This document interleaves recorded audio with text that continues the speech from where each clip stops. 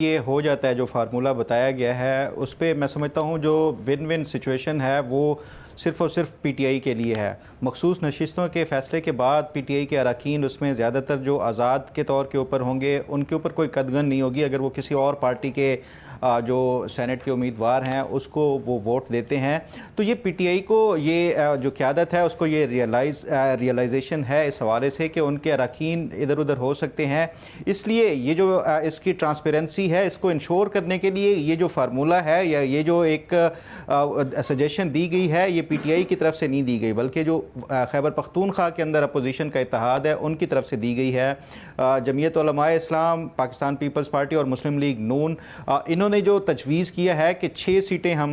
जो है वो पीटीआई को देते हैं और 5 सीटें ये अपोजिशन इत्तेहाद को दी जाएंगी। अब इसमें एक बड़ा इंटरेस्टिंग जो एक सामने आ रहा है वो ये है कि जो 5 अपोजिशन की हैं वो अगर नंबर्स के हिसाब से देखा जाए तो उसमें 2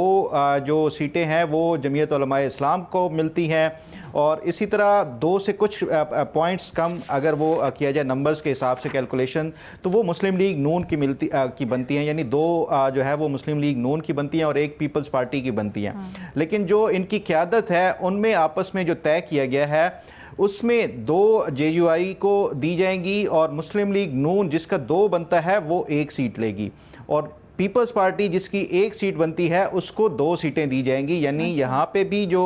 विन विन की सूरत हाल है वो पीपल्स पार्टी के हक में जा रही है।